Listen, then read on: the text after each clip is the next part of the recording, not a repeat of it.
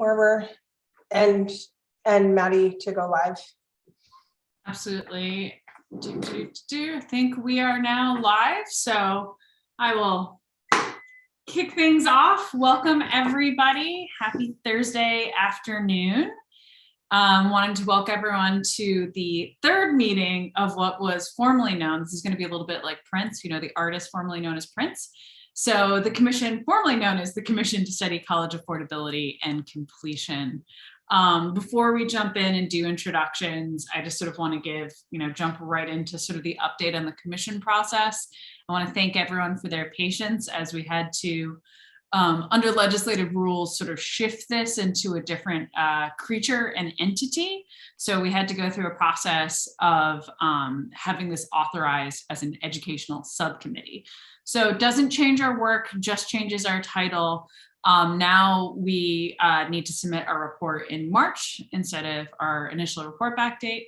So it's a little bit of finagling within the joint rules, but it doesn't change the work that we're doing here or our desired outcome as well. And we're still operating under the same charges that were in the authorizing legislation as well. So just sort of wanted to start with that, and then I think we'll jump into introductions. First off, I am the Senate co-chair. I'm Maddie Daughtry. I represent Senate District 24, which are the communities of Brunswick, Hartswell, North Yarmouth, Freeport, and Pownell. And it's great to be here with all of you this afternoon. I'm going to kick it over to my esteemed co-chair, Representative Crockett, and then I'll go around the little Zoom Hollywood squares. Well, thank you very much, Madam Chair.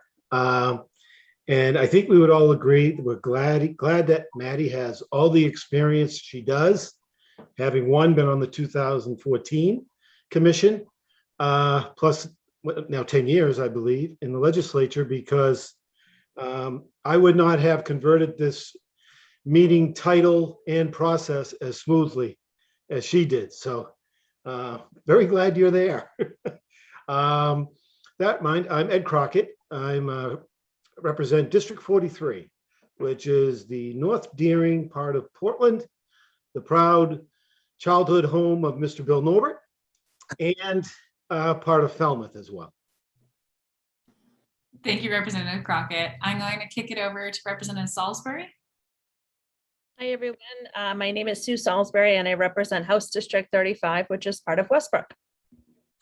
And I don't see Senator Woodsum, so I don't know if anyone wants to ping him, because I do know he was in education with us as well. And I don't know if Representative Roach had to run for other commitments, but that's our legislative component. I'm going to now go around the squares. Mr. Milliken, if you wouldn't mind introducing yourself.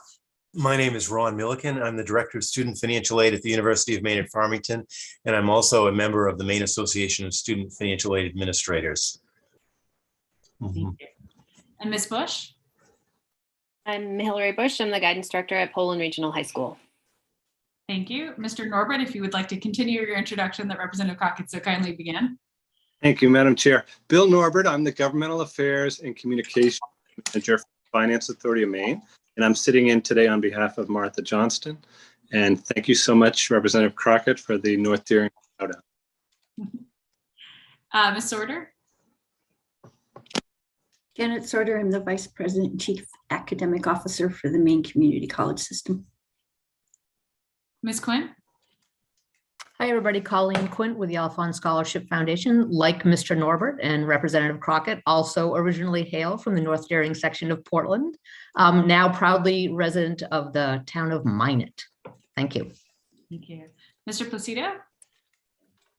Hi, good to see everybody again. Robert Placido, I'm the Vice Chancellor of Academic Affairs for the University of Maine system. Thank you. President Clark Husson? I'm Bob Clark. I'm the President of Husson University, and I'm representing the Maine Independent College Association. I was going to see if I could try to get your whole title in there as abbreviations on your Zoom label. 2014 commission as well. And then Ms. True. Hi, I'm Liz True. I'm the VP for Student Affairs at Maine Maritime Academy, and I was also on the 2014 commission. Thank you. And President Dagler. David Dagler. I represent the 7 Maine community colleges and living in Portland, Maine, and was not on the 2014 commission. So new to you all. And then we are ably assisted and basically the heroines behind the scene, making this all come together. I want to introduce Becky Smith first. Hi, I'm Becky Smith. I'm the Director of Government and Community Relations for the Maine Community College System. And our other angel, Samantha Warren. Good afternoon, I'm Sam Warren, Director of Government Relations at the University of Maine System. Thank you so much, everyone. And for our guests, we'll have you introduce yourselves when we get to that portion of the agenda. And with that being said, did I miss anyone in the Zoom squares? Once, going twice. Okay. We're going to jump right in. So I think I'm going to kick things over to Janet to take on the portion of the discussion on the Maine Community College System free college proposal with an update of what's going on with that. Great, thank you so much. So when this bill was created, when this bill created the commission, there was a desire across the country for what were called free college initiatives. To date, about 23 states and actually a number of cities in areas have a free college program. Probably the best known programs are in Tennessee, Indiana, Illinois, California, but they cover a range of states and they are all in some ways different. A lot of them target community college students. Many states like Tennessee have a program for high school students and a program for adults. But really the nexus for these kinds of programs is economic development. These are states that wanted to increase the attainment level of their citizens. Perhaps low high school graduation rates, low secondary to post-secondary attendance, and they had dramatic effects. Tennessee's program in its first year saw a 25 plus increase in the number of students who went to college who hadn't gone before. These programs really change the economic conditions for students. We know that people who get a credential have a much lower chance of being laid off in a recession, that they have higher earning capacity through their life, and that they raise the economic levels of their community. So as you know, the governor has proposed a last dollar initiative to cover all tuition and mandatory fees for the pandemic high school graduates in the classes of 2020 through 2023 in her supplemental budget. You can imagine how excited that the community college system is about this proposal, and we're working on the details of the implementation should it pass. And we've roughed out a plan that we can share with you today. Please keep in mind that this is a work in progress, and of course it is up to the legislature to approve this initiative through the budget process. We see this as an opportunity not just to provide free college for community college students, but to really bring in entire groups of Mainers who are not engaged in post-secondary education and training, and through our colleges to move them through to the university. So a way to, across our entire higher ed spectrum, raise the attainment level of Mainers and the attendant economic benefit to the state.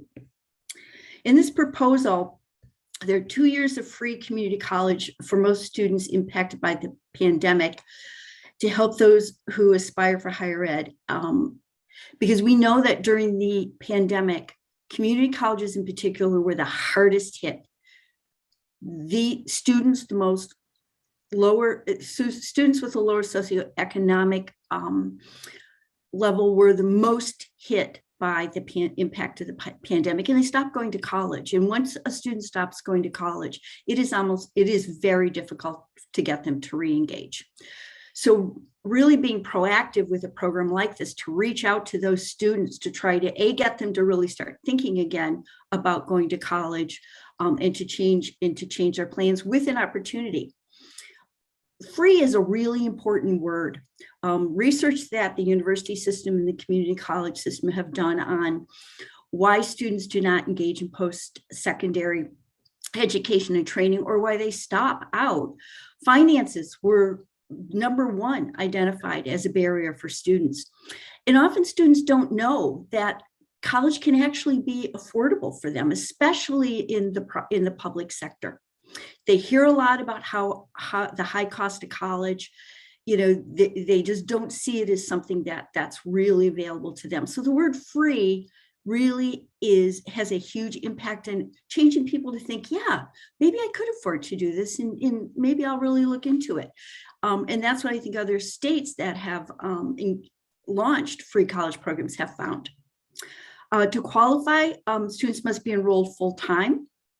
We're looking at 30 a year as full-time. Many of our students can't do 15 in each the fall and spring semester. So we really are looking at a real annual concept of what full-time means. So students could go fall, a winter term, spring term, a summer term, because we know that if a student is full-time, the chances that they will graduate on time increase exponentially. So that's a really important consideration to this.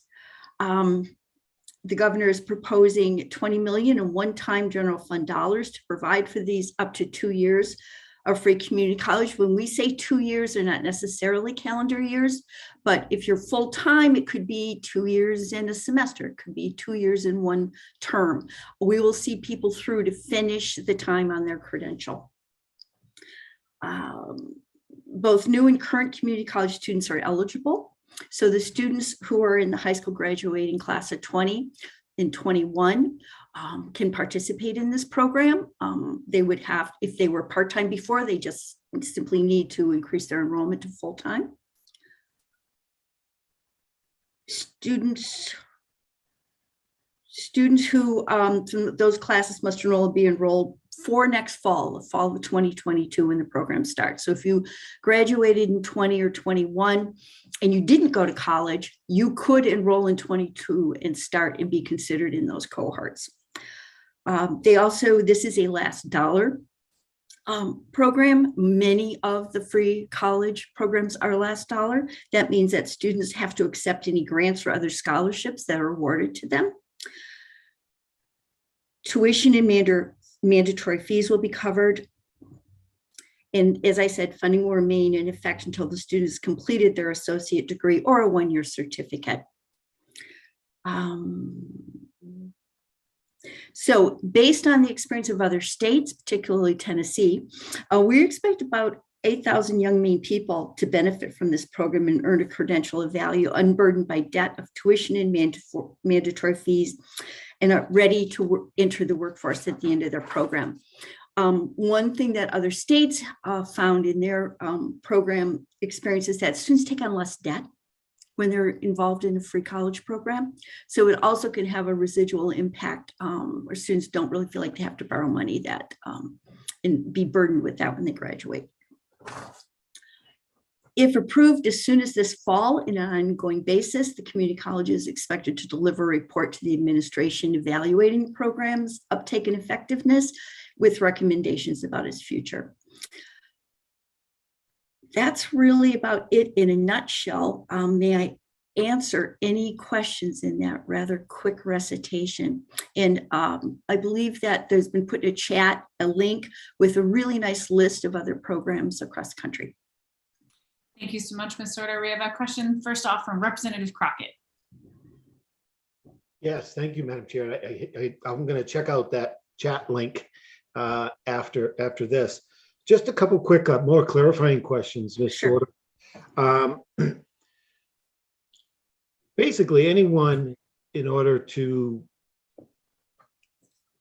get any of this funding, would have to fill out the FAFSA form. Correct. Right.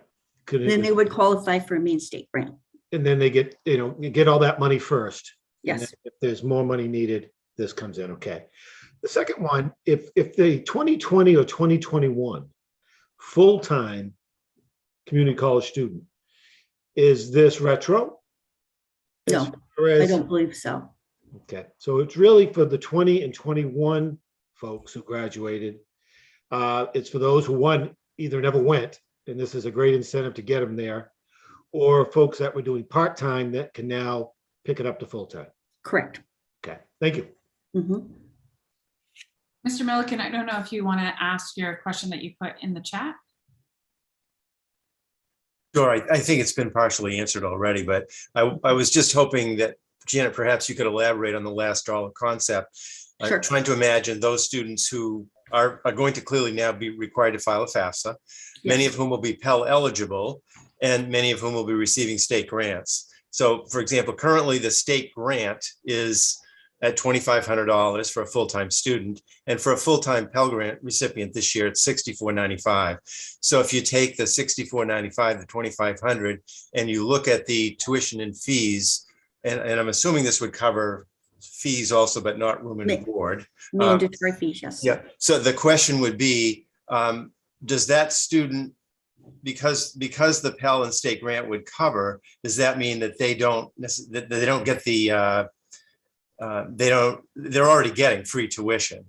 So so this is not an add-on that would be used for like room and board or transportation expenses or supplies that they would need, things like that. Okay, just good. I think it's just good for us to know that. Right. The one thing I would add Mr. Milliken, is that with these last dollar scholarships and the whole free, one of the benefits to them is it's really kind of a marketing campaign in many ways, because so many of our students do not understand that in reality, the cost for college for them could be quite low to free. Sure. Because they just assume that they cannot afford to go to college because all they ever hear is how expensive college is. So getting students to even apply, even if they in the end are FAFSA, are Pell eligible and Main Grant eligible, that alone changes the whole decision process for them. So the free college will certainly help students where there is a gap between what the FAFSA will cover and the Main State Grant, but as a tool to get people who would not apply to go to college because it was not on their, it was not something they thought they could ever afford to do, is just a huge thing to be able to do.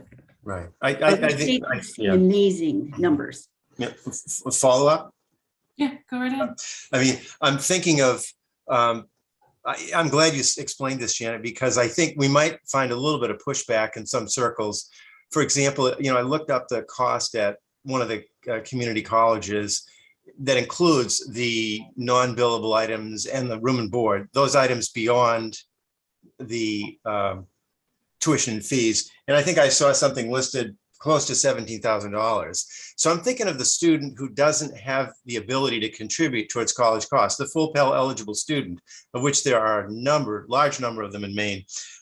So that student they're probably going to have to borrow. And I can well imagine some of them saying, well, how come I couldn't get the free tuition and then use my Pell Grant or my state grant to cover some of these other expenses?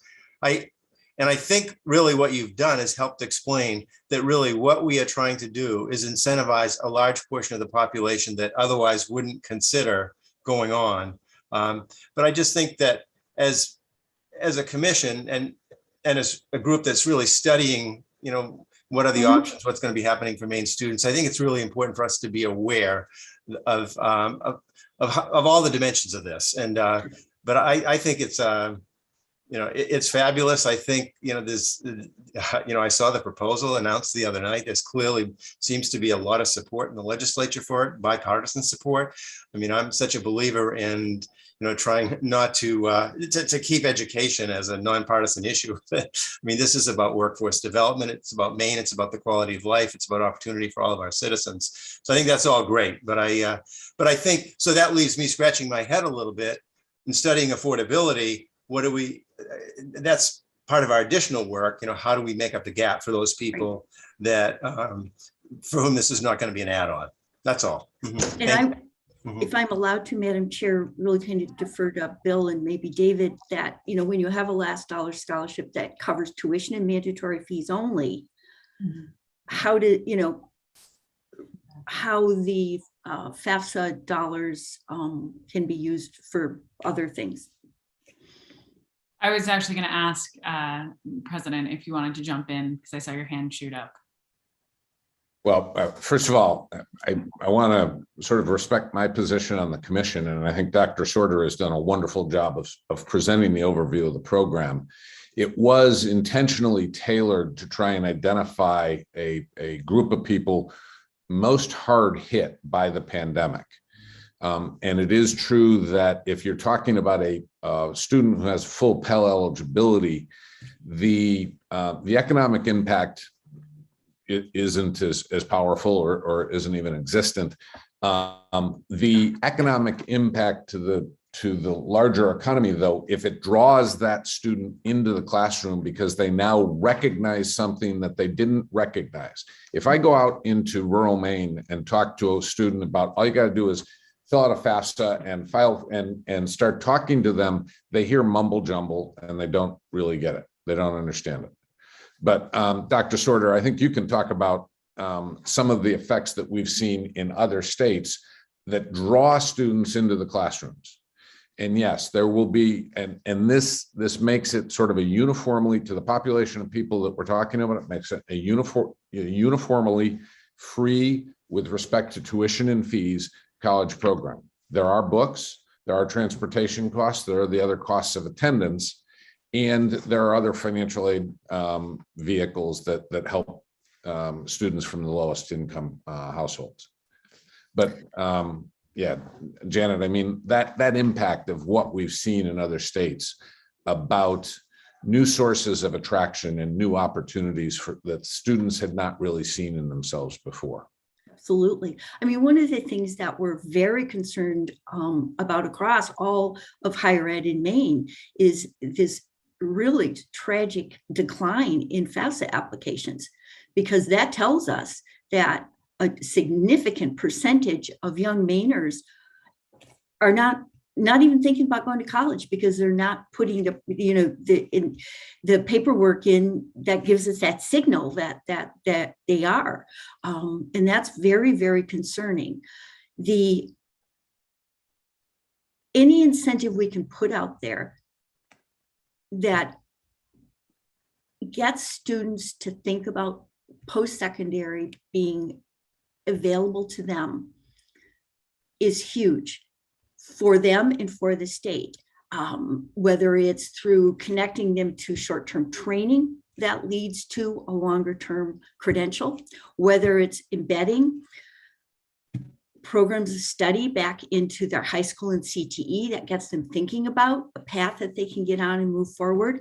You know, I think we have to think about lots of strategies. And to get to your point, Mr. Milliken, about lowering costs, one of the strategies that community colleges and the university system are really using is dual and concurrent enrollment with credits with the purpose. So we start to engage high school students while they're juniors and seniors into taking courses that are part of a pathway in a program of study, so that by the time they graduate from high school, they can have completed up to half, if not all, of a certificate in a program of study at almost no cost to them. And so what remains for them to complete is then, they have financial aid dollars and other things to help them. But I think there are many ways that we can engage in together that try to address that, limiting that cost for students in very creative ways and getting them on a path that they will continue to follow and complete. Thank you. I want to recognize Mr. Placido and then Representative Crockett, and then with an eye to time, we'll probably want to wrap this up in the next 10 minutes to make sure that our student panel can start on time, or relatively on time by legislative standards. Absolutely. I'll be quick. Thank you, Senator Daughtry. And thank you to all Maine's leaders who supported this generous opportunity to our community college partners and their students. I'm so grateful that we have leaders that recognize that education is a sound investment. I wanted to take a moment also to thank you. It shouldn't be diminished for the generous increase to the Maine State grant that isn't getting as much press. This is going to be excellent for all of us.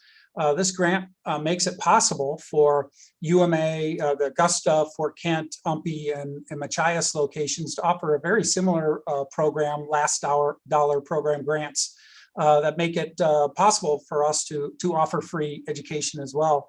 UMA's is called the Pine Tree State Pledge, and it's unique in that part-time students, these are adults who transfer in with some credits, 30, can also participate, and that's sort of unique to our state in that program.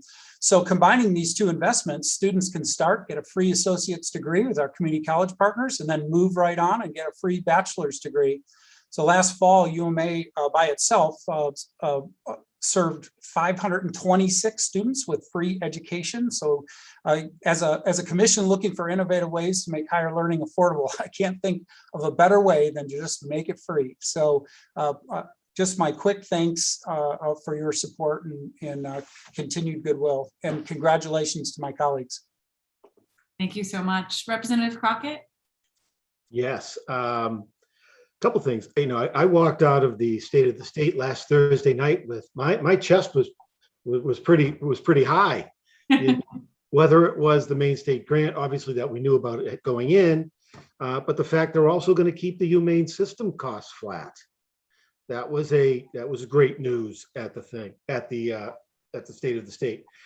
With respect to the 20 million for community colleges, I am wondering if, as a last dollar program, is it just a great headline?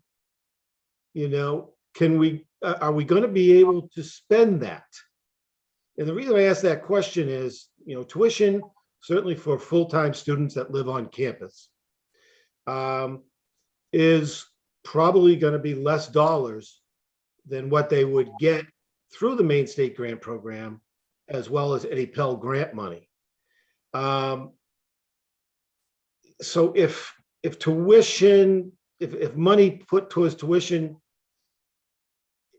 is not going to, if the grant money is more than what the tuition is, I'm guessing they wouldn't get any tuition money. Or is it done on a percentage basis based on if tuition is 30% of the sticker, would they still get 30% of the 20, the money that's coming to us through this program? And I probably just confused it more and more, but I was curious about that. Yeah. Janet, do you want me to? Please. So recall, Representative Crockett, that they are still getting their Pell and their Maine State grant. So there's no loss in opportunity for any student that qualifies at the full level.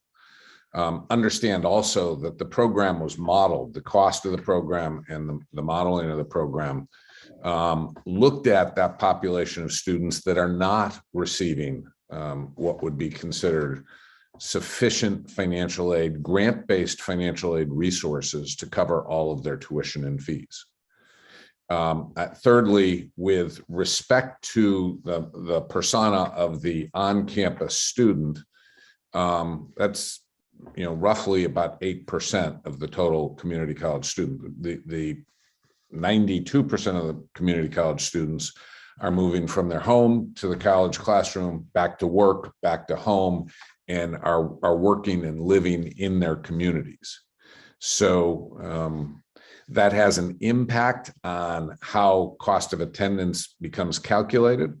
And it has a very real impact on the personification of the student who is paying tuition, room, and board. And it's kind of a very different thing. So but there is no loss of benefit to a particular student. There is some benefit and there's to some students and others who have already seen all of their tuition and fees paid for who wouldn't get any additional funding through this program. President Daigle, do you see us being in a position of ever leaving money on the table? How do you mean? Well, if we're 20 million, with everybody filling out their proper forms, will we be able to spend it all? Oh, I think so. Good. I mean, the largest variable here is what is the growth factor, especially the growth factor in a pandemic / post-pandemic situation. But based on models that we've created from and using the information from other states, we fully actually the models. Just put this out on the table. The modeling of the program comes out to about $21 million, $20,600,000. So the answer to your question is we fully expect to expend it all. Now, we've already engaged with our partners at FAME about trying to ensure that we're getting out in marketing campaigns or efforts to make sure that we're encouraging FAFSA completion. That's the starting point for the conversation and the starting point for the relationship. So how do we rally together and work together as a community? How do we work together to make sure that once we've enrolled a student in a free college program, that we then begin to cite their aspirations towards transfer to the university? All of those conversations are already being mobilized. But the answer to your question is our models say it's going to cost actually more than $20 million. And looking at those models in the other states, I mean, we're not markedly different from what happened in Tennessee and Indiana, and that the last dollar lets you spread the money as far as you can, but everybody has a finite pool of money. So you're really trying to figure out, some people get more, some people get a little bit less. What it really brings in is what we would call the working poor. The people who are not getting a maximum Pell Award, but who still really need the financial support to attend school. But attracting more people to come to college and broadening our ability to support them is what other states have managed to accomplish. And Tennessee's program has been going on now for 10, 15 years. They started in Knoxville with a small local program. And the reason that program started and grew and has sustained itself is because it works. Thank you. I am obviously, I'm very excited about all this, but in the essence of time, I will stop asking questions on this and let Maddie run the show here. Thank you so much. And this is a really exciting conversation. And I think we might, in deference to the students, if there are more questions, we can follow up after here because I have a couple scribbled, so we can pick this back up again. But I do want to transition to our student panel. I'm really excited to have a group of students from Maine's institutions joining us today. We can all sit around and talk about policy all day long, but honestly, all of their voices are the most important we will consider during this commission. Not to put any pressure on anyone, but I think that's often sometimes the missing key in a lot of policy work we do is that, we talk in our bubble and we don't necessarily invite in and make space and hold the narratives and lived experiences of those whom our policies impact directly. So I'm really excited to have this group with us. Ms. Warren was able to reach out and be able to contact the different students and have them prepare some questions. So I'll say to all of you, you have your list of questions and I'll go through and introduce you one at a time. And then we can have space for questions after all the students have spoken from the different commission members as well. Real quick before we move on to students, I do want to apologize to Dr. Sorter, who I'd been trying to remember your title this morning and this afternoon. So I wanted to make sure. I'm horrible at titles and honorifics, but figured I'd throw that out there. So moving on to the student panel, and also please let me know if I am massacring your name or title. Up first we have, is it Elena or Elena Brown? Eliana Brown. Eliana, that's a beautiful name. Well, the floor is yours if you'd like to be the first one to kick it off. Sure, why not? So hi, my name is Eliana. I go to Central Maine Community College and I'm graduating this spring with a degree in general studies. So for like a little background on how I chose CM, I really wanted to go to, so I went to high school in New York City after growing up in Gardner, Maine. And from there, it was a big time high school with a big name. And I really wanted to go to, NYU or USC, something that had another big name that could help me out in my career. And the one thing that really always came back was the price on the school. And I really couldn't see myself paying that much money because I've always been afraid of going into debt or taking out loans. So when I took a gap semester, I was looking up colleges and I came across CM and I took a tour and I fell in love with the environment and the people and realized that I could actually get an affordable college degree in a place that actually felt like it could help me grow as well. And from here, I can go do my bachelor's degree.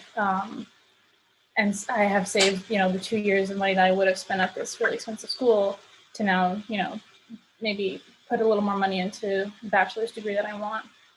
So I have some notes here.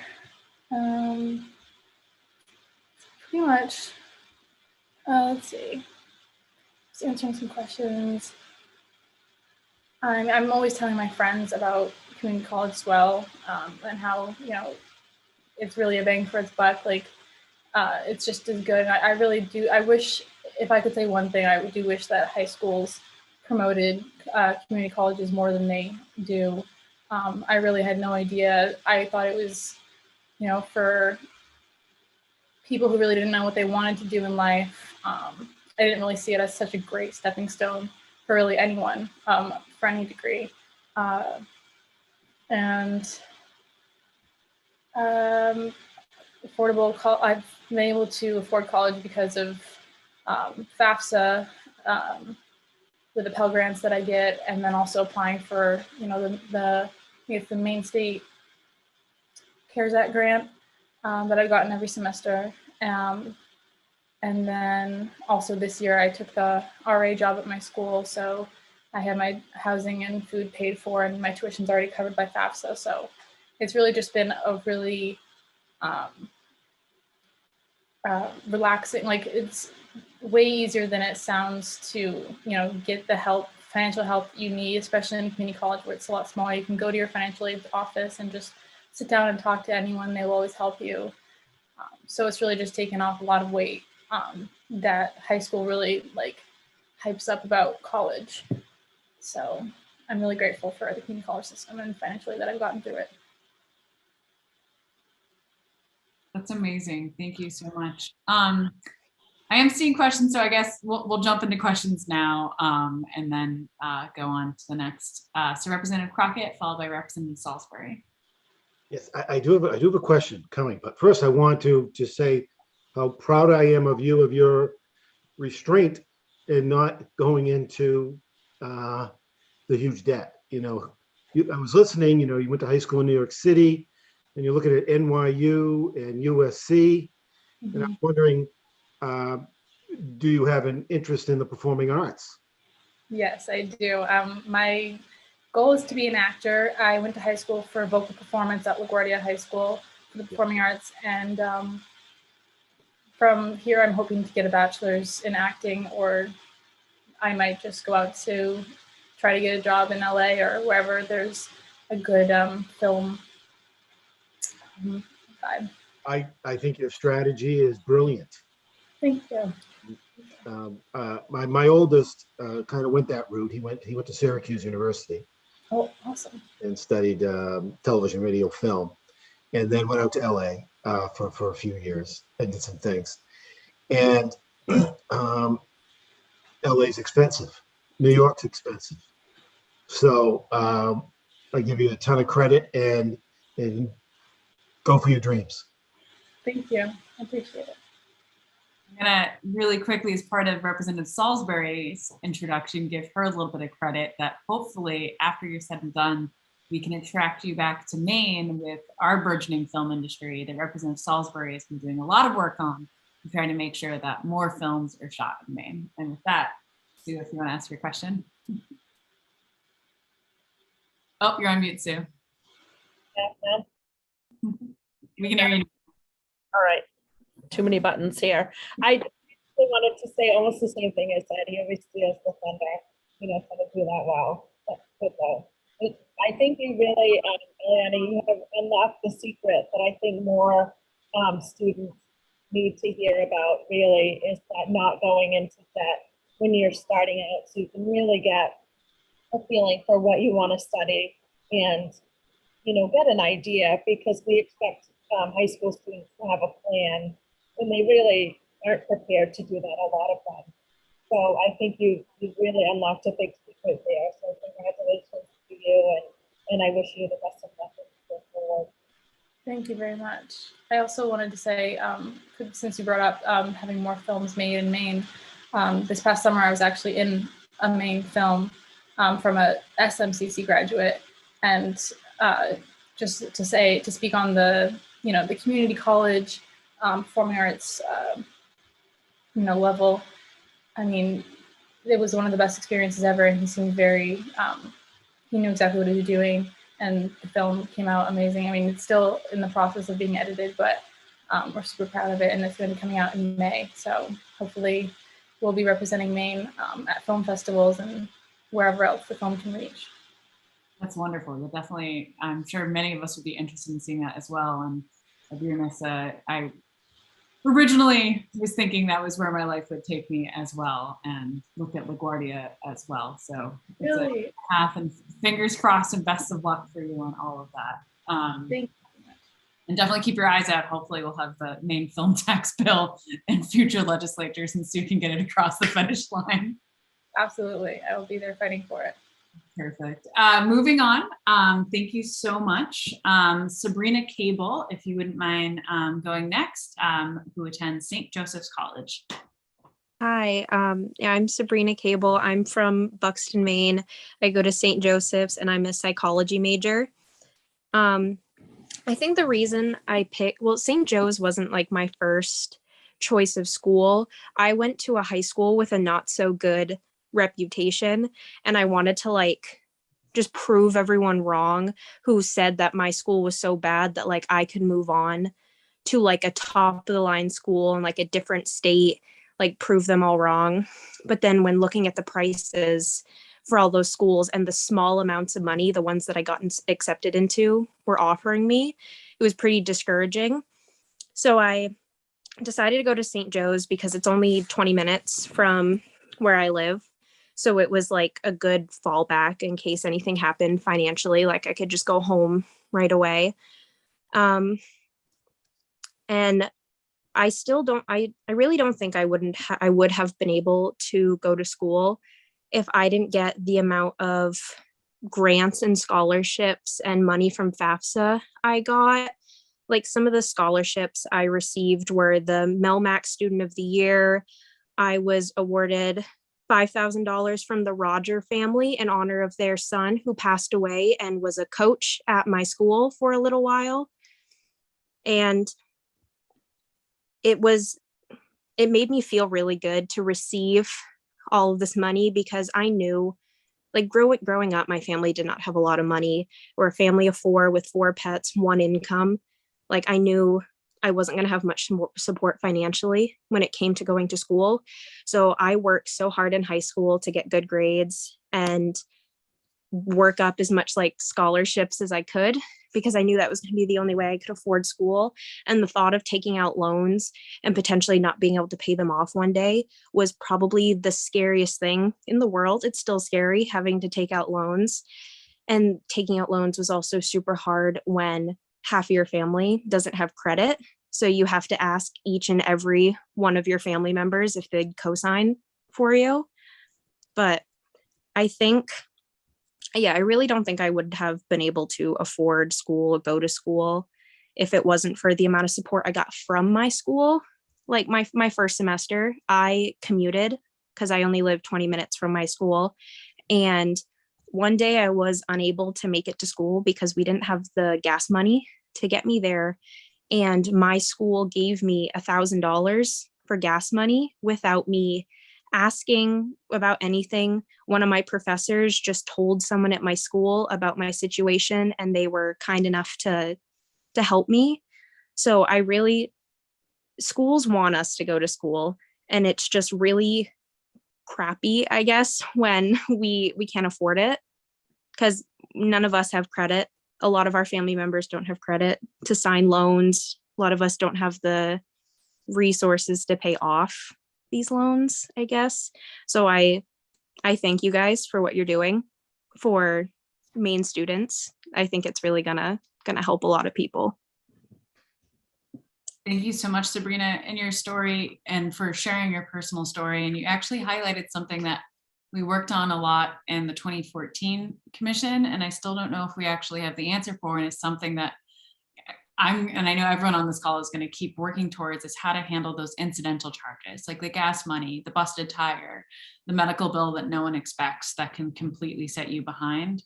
And, we have some amazing institutions, like you said, like with your school, the teacher, the educator who is able to flag that. But that can sometimes be an even bigger barrier than everything that we're discussing here. So thank you for highlighting that in your own experience as well. Do I have any questions for Sabrina? Seeing none, thank you. Incredibly proud of everything you shared with us. And I know you're going to go on to do great things, and thank you for being with us today. Next up, we have Cameron DeFore from Central Maine Community College. And hopefully I said your name correctly. Hey there. Yep. And I do appreciate the little bit of French flair. I just go right with DuFour. No problem at all. I get it all kinds of ways. So I'm maybe a unique person to be here for you guys because as you can see, I'm a little bit older. I just turned 30 and I am currently going to Central Maine Community College. This is my second stint in college. I've already graduated from USM in 2015 with a dual bachelor's degree in media studies and communications. I went right to work. I worked in sales, a lot of business to business, which was great. I'd say I put my communications degree to some use, but maybe not the best use. And then with my deciding to go back to school, that was during the pandemic because I had a $500,000 pipeline that went to zero. I was in charge of 1,200 companies and nobody wanted to buy because nobody had the money, the resources, or really the direction to buy. There was no need to. So, we got sent to work from home, which sounds nice for a lot of people. I'm sure for myself, I did enjoy it. I like being in the office, working with people, working with everyone directly, and being in that environment where you have a team ready to go. So I said, I need to switch gears here and figure out what's going to be best for me, what's going to make me happy. I greatly enjoy helping people. I love working with groups of people one-on-one, and I really enjoy technology. So I started looking around and I had some friends go to CMCC for their great computer technology program. One of them has ended up pretty high up at Tyler Technologies. So, seeing that, I was like, that's not a bad idea for me. So I decided to, start looking into my options. Unfortunately, where I already have a bachelor's degree, and I'm already doing pretty well in the world, I wasn't able to get a whole lot of help financial wise, other than through federal money. So I said, that's fine. You know what? I'll work my butt off again. I paid it off the first time. I didn't get much help that time through because I'm fortunate enough to have a family that makes a really good income. So I didn't get a lot of that help because, I just didn't need it at the time. So I've worked to pay that off, completely paid off that. And now I'm going through again. I will say, Eliana mentioned the CARES Act. That has helped tremendously. I've got a family that relies on me to get the rent paid, to get food on the table. That has helped tremendously. And then also the financial aid department here is incredible. Even though there's not a whole lot that's available to me individually, I see what they do for others, and it's really is incredible. One thing they did that was fantastic is they hooked me up with a job here in the IT department. So for me, the extra pay is fantastic, but even better is being able to have a level 1 help desk technician to put right on my resume for 1.5 years that I've been here. I'll have that when I get out. So that should be a hitch as well, to go along with the degrees and with the experience that I can offer. So without that help, I think I'd be in a little bit more of a dire circumstance here without the financial aid, without the job, and then of course the CARES Act that really came through at a scary time, we'll say. So yeah, I think that's really all I can offer, but going through it again, very grateful for everything that you guys do for our Maine community, but as well as the individuals here that really shine in helping everyone get the help that they need. Yeah. Thank you so much, Cameron. And your experience perfectly highlights another portion of the conversation. We have multiple different pools of students that we discuss, and oftentimes you think of, traditional age student or non-traditional age student, but, one group is incredibly, I feel like doesn't get touched on enough is, folks who are returning to get an education to sort of do a career change, or to look at, where they're, missing things in their education for the workforce. So thank you for sharing that. Do you have any questions for Cameron? Representative Crockett. Yeah, thank you, Madam Chair. Not so much a question, but just an observation that I know all the community college systems are working very closely with their business leaders in the community. And Cameron mentioned Tyler Technologies, which obviously is headquartered here in just beyond my district in Falmouth. Now it's up in Yarmouth, I guess. But, I know President Degler has talked a lot in the past about some of the partnerships that the community colleges that they have with local businesses. And that's something that we love to hear about, the positive stories and the opportunities that are there for you. Thank you. Up next, Colleen. Oh, thank you, Senator Daughtry. Just really quickly, again, an observation. These are all fantastic stories and a great reminder of kind of what it's like on the ground for students as they're going through. And I think that a couple of the pieces that Cameron just shared really struck me, and not just as a non-traditional or maybe less traditional student, but also the comment that he made about that, his family relies on him. And your comment, Senator Daughtry, about the unexpected expenses, like the gas money that Sabrina needed that can derail students. And I think that there's something there. I don't know what the solution is to it, but I think recognizing that it's not just the tuition and the room and board, and that the other part of the calculus for students is the opportunity cost. If you're spending money to go to school and you're not able to earn the income that you or your family need, it has to be worth it to you to do that. And financial aid and accessibility and programs that help make sure that you've got a job to go to when you're done are all things that enter that calculus for students and assure them that, yes, this is a worthwhile thing for me to do. But I just think that, kind of the context that we're in right now with the high demand for employees and, for many employers in the state, with or without degrees, or, offering their own credentialing and things like that. I think that contextually that's an important piece as well. And we ought to think creatively about how to talk about the opportunities that are here, and promote the kind of networks that come and lead to the jobs that really make these steps worthwhile. Thanks. Definitely, and I'd have to defer to Liz or Bob. I have my report upstairs, but not in front of me, from 2014. But I do remember some of the discussions of the modeling we did took into account that lost income that you had from being in school. And that's something that, you're right, does get left out a lot. And I mean, the tale I always tell where I started getting passionate about this was dumpster diving for my Western Art Survey textbook, because I couldn't afford it.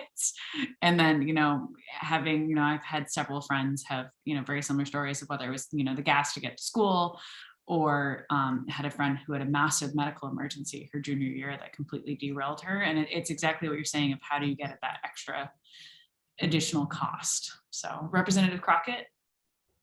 Yeah, I just noticed, I think when Cameron was speaking, or maybe it was Sabrina, that Jason Judd was able to join us. So I'd love to have him introduce himself to the students and to the rest of us again. Thanks. Thanks very much. Sorry to be a bit late. I'm Jason Judd. I'm the Executive Director of Educate Maine and a former teacher and school counselor and academic dean for a number of years. So certainly this topic is close to my heart, and also someone with a lot of degrees and student debt of my own.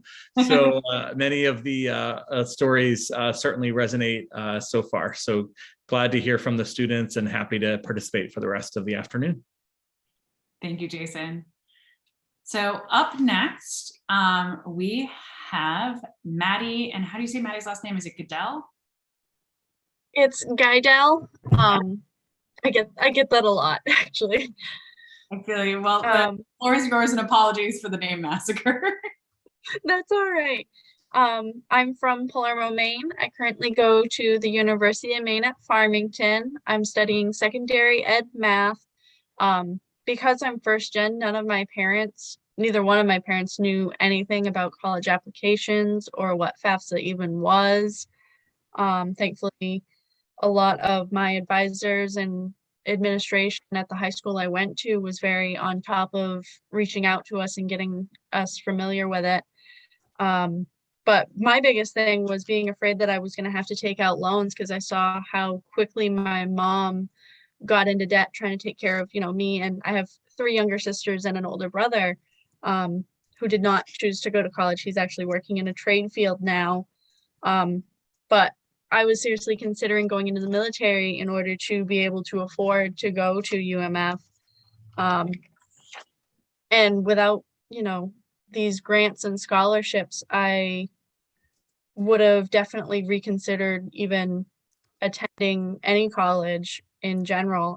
Thankfully, the peer mentors and the fantastic advisor at UMF have also helped me to figure out how to apply for more scholarships. And I can't thank the wonderful people in Merrill Center Student Services that are more than welcome to answer any questions I might have about, how a scholarship got kicked in that I didn't even know I was eligible for.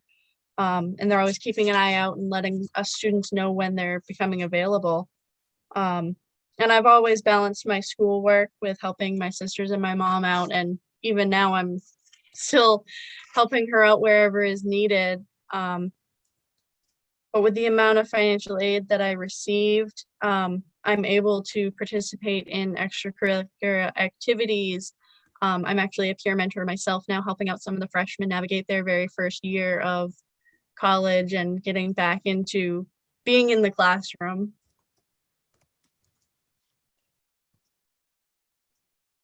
Thank you so much, Maddie. Do I have any questions for Maddie? To say thank you for sharing your experience, and have had several friends who went through the same thought process as well. And it is a hard decision, especially I think, we were doing a little bit better, I think, in our schools. And this is where, I looked at everyone who's working in high schools. And Ms. Bush has told us about the amazing programs that she has in her school district, but just sort of starting early and starting often of making folks aware that there are opportunities and financial resources. Because like you, when I got around to applying for college, I was like, wait, what? How much debt? And numbers sort of felt kind of out there. So thank you for sharing your experience. Up next, we have Joshua. And Joshua, if you could help me say your last name, is it Machala? It's all right. I don't know if you can hear me. Can you hear me? Yeah, everybody always messes up with my last name. My last name is Muchaila. Muchaila. Yes, ma'am. So I'm originally from South Africa, Johannesburg, but I was born in Congo. And I currently attend the University of Southern Maine, and my major is political science and criminology. Well, it's a crazy story, but like coming to America was a different experience for me because I'm from another country where education is not free. High school is not free. You pay to go to high school, which is very strange. When I came here, I was like, oh, you don't wear a uniform, you just wear clothing. We have that traditional expectation of suit and tie, blazer, get ready to school. And here you can just put on a jacket or whatever and go to school. So the experience was very different for me transitioning from a country where education is not free. So I value education so much. And just being able to go to an institution where you have free education, or being able to be provided a service that you didn't directly work for, is a big blessing to me. And that's why education is important to me and my family, because being a family or being a student that doesn't qualify for FAFSA, or just having that aid, because, in order to qualify for that, you have to be a citizen or of some sort, which I don't qualify. So that left me in a hard position when, you reach senior year and your friends are like, oh, I'm going to this school, I'm going to that school. And you're sort of in that bubble where, what's next for me? What do I do? What can I do? So you're left, you're stuck between a rock and a hard place. And, my dream was, to go to Harvard or Princeton, all those prestigious schools that you hear on TV. And I'm like, oh, I can't attend this because it doesn't work for me. It doesn't apply to me, And I started attending the University of Southern Maine, and an opportunity was presented to me and my family.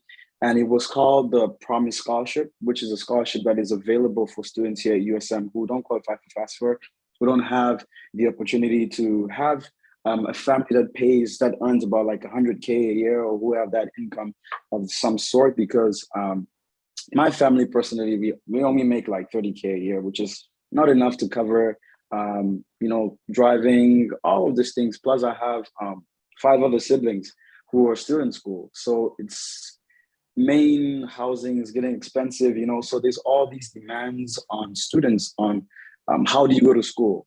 Even attending your local college was a barrier for me. And just attending USM and hearing of this scholarship opportunity really did open doors for me and my family. Because when we heard about this tuition, that it pays all your tuition for 4 years, I was like, wow, how is this possible? Because, not a lot of students get this opportunity to say, hey, we are offering you a scholarship for the next 4 years. All you have to do is attend. I was listening very, very carefully to what one of the doctor, I believe it's Dr. Janet, what she said. She used the term free. And it reminded me of the time I was applying for college, and they told me my scholarship was free. And honestly, I believe I cried that day. I cried that day because I didn't have the means of going to school. So that's why, for me, college is valuable. And just having that opportunity to go to school. I know a lot of my friends who I was supposed to graduate with back in Africa are at home because of how the government is set up, how unfortunate life is there. You see, so having that kind of experience here in America and in Africa has taught me to value education and whatever opportunities I could get to grab with both hands. And I really want to say thank you to the policymakers. I know you guys do a lot of important things for us. I may not know all of you, but I want to say thank you for the opportunities that you've provided for me. Personally, for me and my family, I wouldn't be in this position if you guys didn't do what you do. So I just really want to say thank you. And one last point before I hand it over back to you is, I think it's crucial that students in high school are educated about college, because what we are taught is go to college, but we're not taught the finances, what are the next steps you should take, how much room and board is. It's not emphasized enough to students that these are the things you'll be facing once you go to college. You see, and for me, I was fortunate enough to have an advisor to tell me, hey, this is the reality. You're not going to Harvard. As much as you want to go to Harvard, this is reality, and this is what you have to do, and this is what you should do to achieve your goals and dreams. And so thank you. I appreciate it. And thank you. Thank you.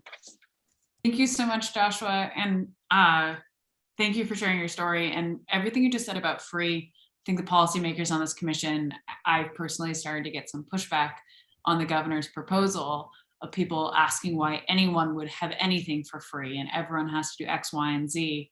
And you just provided me, even more beyond my own personal experience and thoughts on this matter.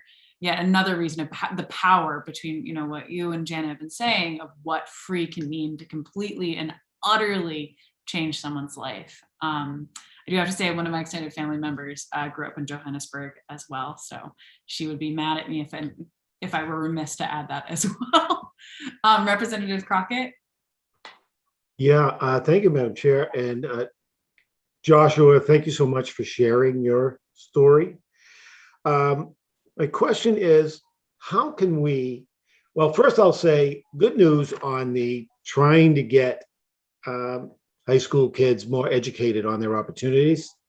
I actually had a bill that went into effect in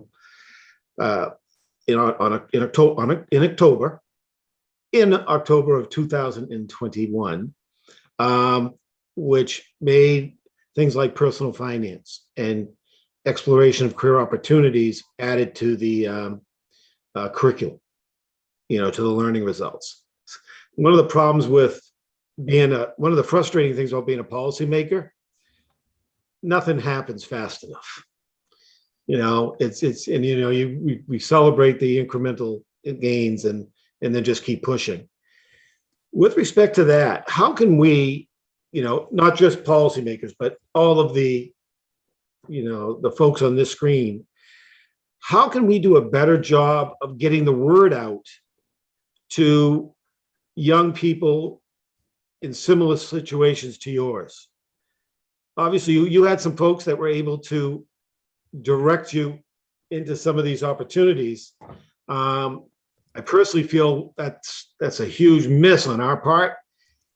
Any ideas? So getting youth these days is hard. Getting in contact with young people is hard, especially when you're spamming college debt. Hey, this faces. It's really, really hard to capture our attention.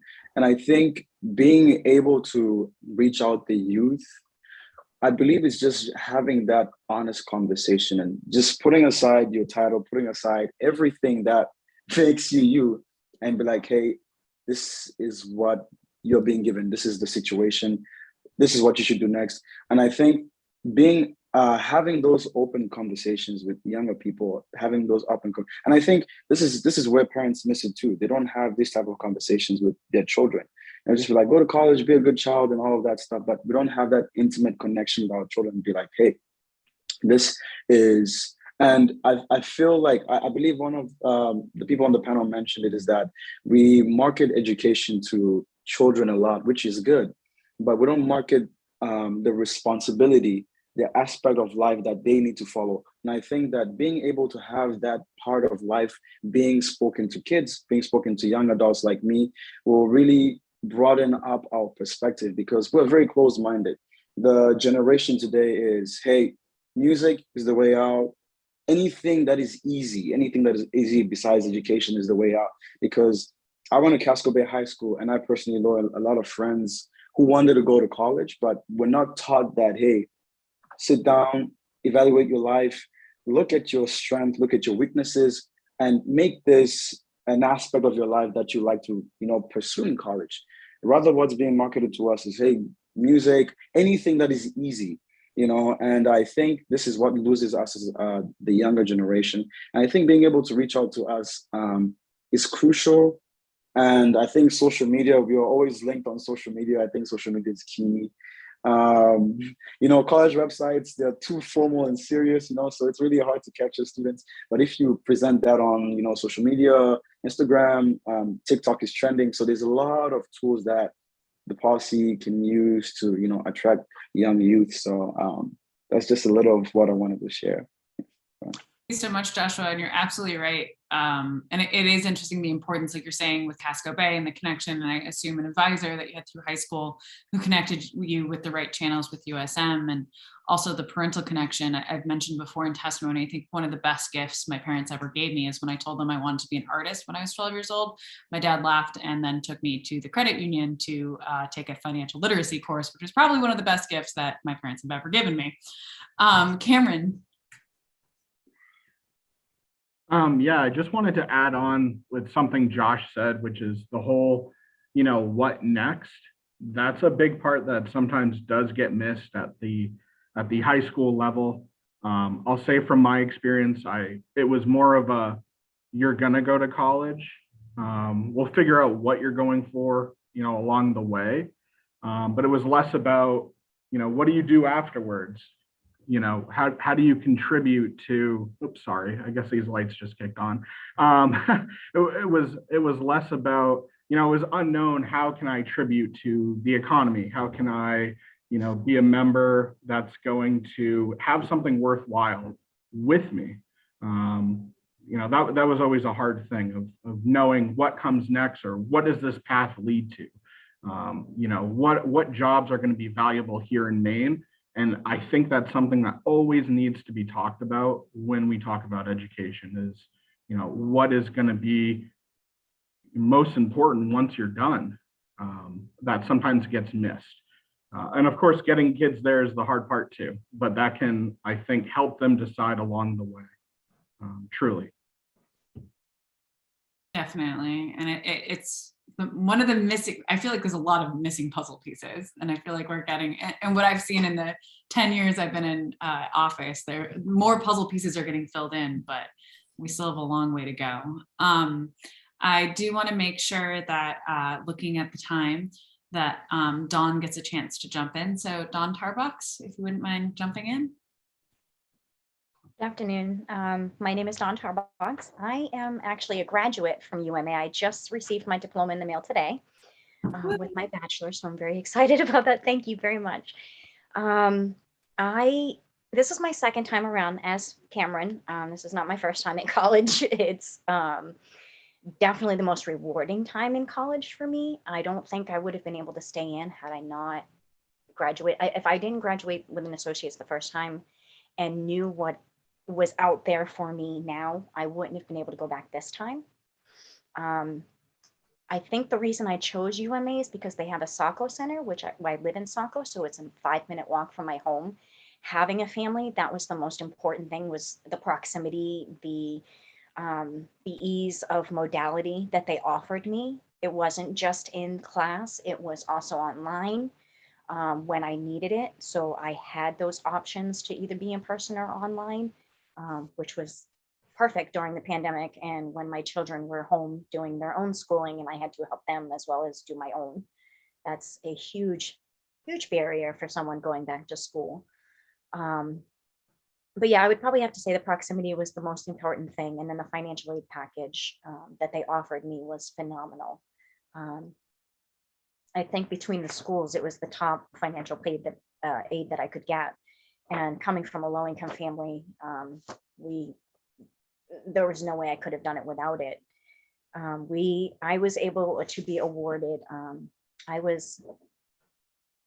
excuse me, I'm sorry, I have notes here and I'm like tripping over myself, but I was awarded at least over $1,000 in Pell Grants, which is federal, but I was also awarded $10,000 in funds from the Adult Degree Completion Scholarship and $800 from the State of Maine grant, $500 from the HOPE program.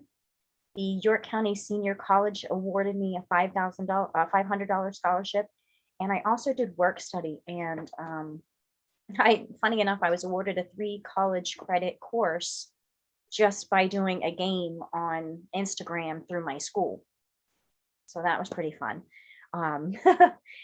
So I think without that, I never would have been able to go back to school. The financial barriers were just way too hard for me. And just the thought of, I couldn't take loans. It wasn't a fact that it was daunting.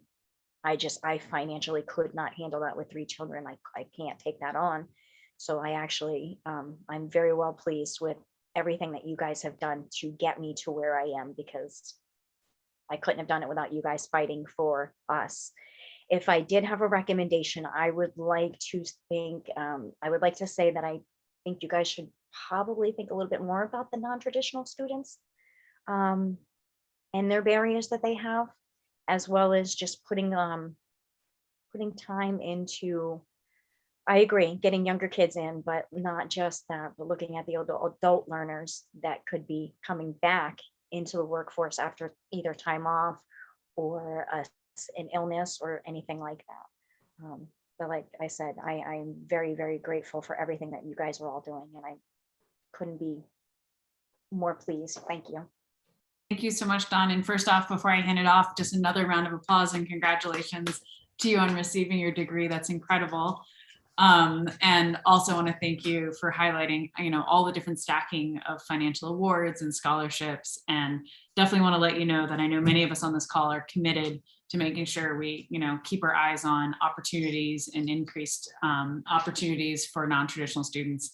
As someone whose family and loved one includes a couple of non-traditional students who are on the, as one of them jokes, the 15-year path for a college degree, I can tell you that a lot of us are working hard on it, but there's still a lot to be done. And with that, I have Colleen and then Sue. Thank you very much, Senator Daughtry. So one of the things that really struck me in listening to all 5 of the students here, or 6 students, is that each student talked about kind of the ways in which they cobbled together all of the resources that were available in order to make it happen. And there was clearly a strong aversion to loans. And so doing everything you can to make it happen with a little bit of this, a little bit of that, a little bit of this other thing, and putting it all together. And I'm sort of, particularly for students who are first in their family to attend post-secondary education, as one of those students talked about.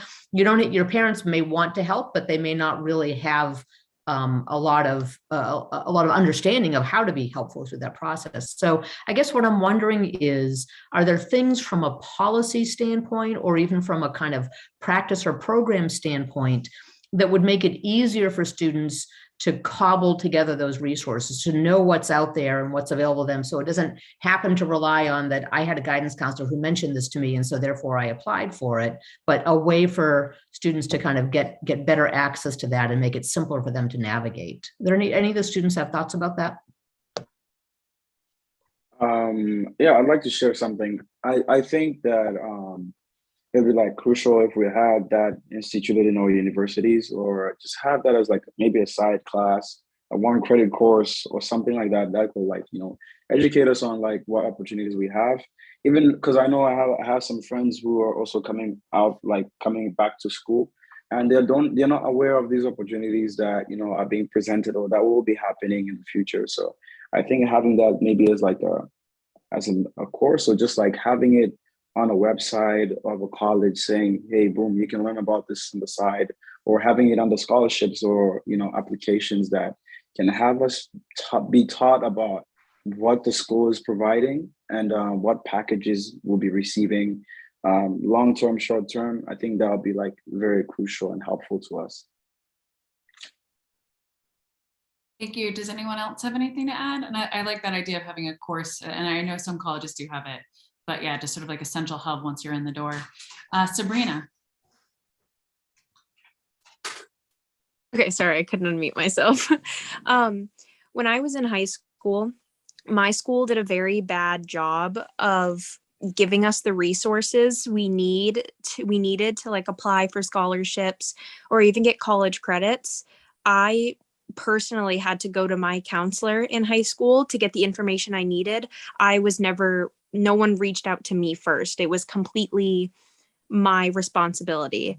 And my school offered a program where every day I would go to Westbrook High School and participate in the vocational programs there. I did the criminal justice program for 2 years. And a lot of people were asking me, like, why did you bother to do that? And I was like, well, I got college credits from it. And nobody understood. No one I knew wanted to do the program, any vocational program, because they weren't aware they could get college credits from this kind of stuff. So I think it's a huge problem with high schools communicating to students about the resources they have. Because I think I maybe got 1 email when I was a senior in high school saying like, here's some scholarships you can apply to, but that was about it. No help with applying for FAFSA, no help with applying for schools, nothing. They offered no help. Thank you, Sabrina. I'm sorry to hear about that. That's rough. And I know Mr. Norwood's hand hasn't gone up, but I do want to give a shout out to FAME and all the work that they've done connecting with high schools, as well as making, they're always the source that I give to students when they contact me about financial aid. But I think we have, as you said, Sabrina, a long way to go. So I don't know, Mr. Norwood, if you have anything, not to put you on the spot, I don't know if you have anything to add. No, I'm just horrified by your tale, and maybe I'll take it offline and learn from her what high school that was. But we don't have to mention it now. But yes, thank you for mentioning, Senator. We do a lot of outreach work, FAFSA nights and all, including during the pandemic. But we can't be everywhere. But I would love to learn to make sure that high school is doing better. So maybe I'll contact her. Thank you. Thank you so much, Mr. Norbert. Sue.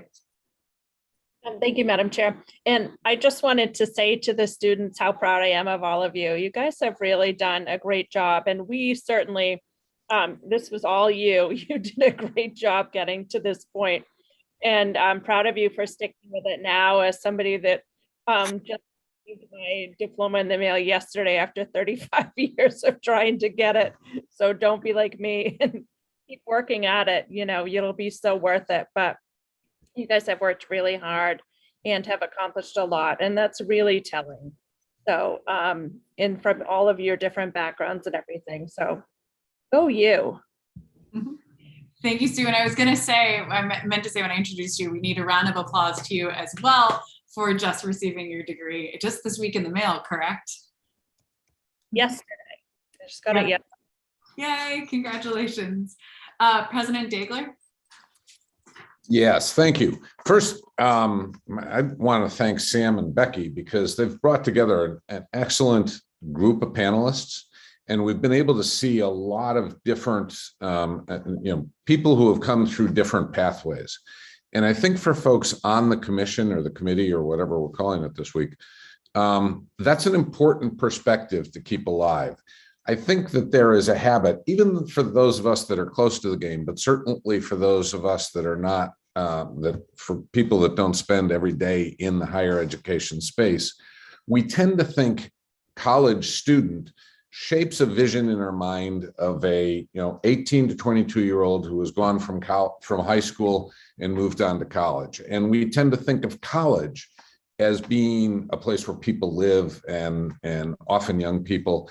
And what it really is that group of college students is a group of different personas. And when you heard earlier about the early college or the free college program, that's a program that's directed to a certain group of students. But we have adult learners and we have programs, attraction programs, and other types of methods for trying to reach out and meet those adult learners where they are. And currently building a platform so they can come in through a short-term training program. There are also students, and you've heard from one who's had family members who didn't go on to higher ed. You've heard from a couple who have gone back to higher ed for a second time to re-gear their careers. And they come in very different places. And so when we're looking for tools, I think we need to look for tools that are designed towards the populations and personas of the people that we're trying to attract. One of the things that is true with a lot of students, has been true with this group of students, is that they have deep financial needs. Again, if we take the persona piece of that, and we look at non-US citizens and some of the challenges that they have. So we can design programs that help attract those students, especially in a day and age when we need the workforce development funding. But we also have at the community colleges, and I know the university has the same thing, emergency relief funds, so that students who don't have enough gas money to get home or can't put food on the table, we have food pantries at our colleges. We really have programs designed to help support those students in a variety of different ways. And the federal government came through during the pandemic with a substantial amount of CARES funding, and all of the CARES funding directed at students was really directed at meeting those current and immediate financial needs that weren't foreseen at the point in time when a student filled out the FAFSA and completed their financial aid applications. All of those are pieces that we need to think about when we're talking about completion and attainment. So different groups of people, different tools for different groups of people, and that longer term need and that short term need all need to be considered all at the same time. Thank you, President Dagler. I really quickly, before we move on to more questions, Representative Roach has been able to join us, so I want to give him a chance to introduce himself. Yep, sorry I'm late. It's still at school, actually, doing some school stuff, but thank you. I'm Tim Roach, Representative District 7 Wells. I was going to say Representative Roach is literally working on the front lines of this conversation in our local high schools. Mr. Milliken? Yes, thank you. I'd like to ask our student panelists, or any of them, to respond to a couple of questions. One, it relates to experiential education. I think I heard the value of work opportunities that were mentioned. I think it was Cameron that mentioned that. And I think we hear at large about the need for so many employers in Maine to find students that make that transition from the educational environment into the workforce. And I'm wondering, as we think about our work at large, about the work that students do in order to complete and to find ways, as Colleen said, to cobble together solutions to pay for things.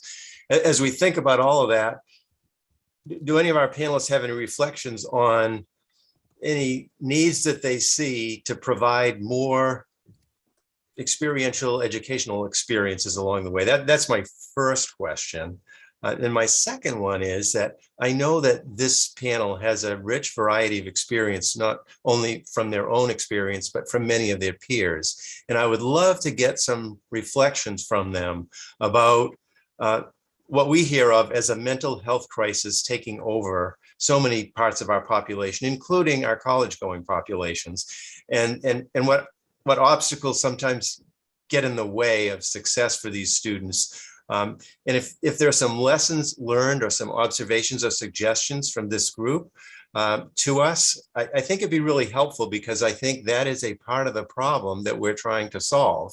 And so those two questions, experiential education and basically, the health and well-being of other students and things that may be needed that we should be talking about on this panel. Thank you. I don't know if anyone wants to jump in and answer that. And also, Joshua, I missed your hand. So I don't know if you want to jump in on this or anything else. And also Sabrina. I just want to jump in. I just wanted to say, because one of the panel, I'm sorry, not we are the panel, but one of the people here mentioned something nice.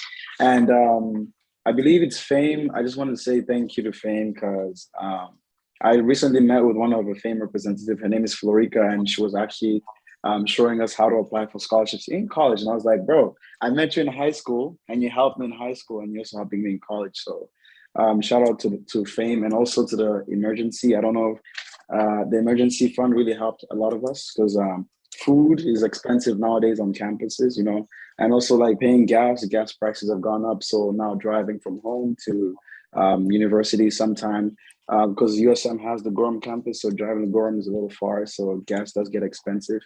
And to jump in on what Mr. Milken said, experiential, I think education for me, crucially, I had an opportunity to shadow other institutions and other educational platforms, and just having them help made me ready for college, made me ready for the life outside. And because when you're in high school, you're shielded by your teachers, you're shielded by your parents. And once you get into college, you're basically alone.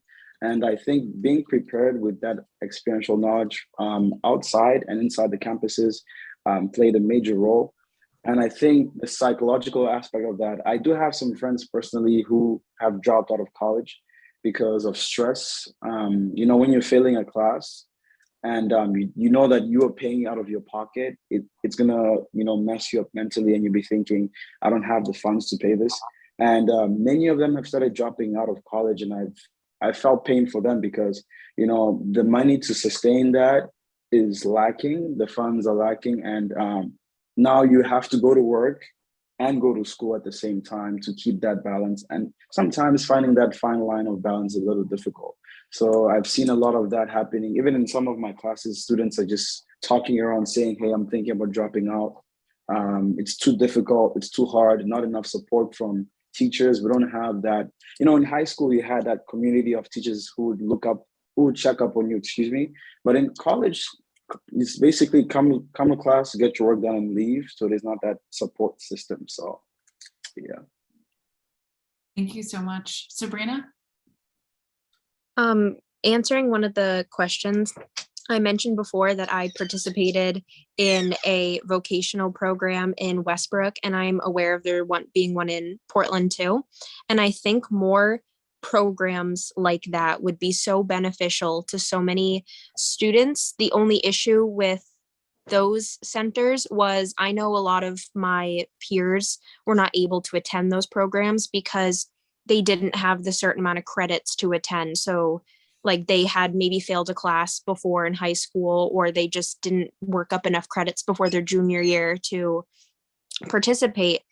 And the centers also had limited space. The class I was in, my criminal justice class, had a very, very small number of people allowed in it, whereas the nursing program was massive. It had so many people in it. And I think more programs like that, where you're learning which profession you want and kind of considering it before you go into college. Like I originally wanted to be a criminal justice major.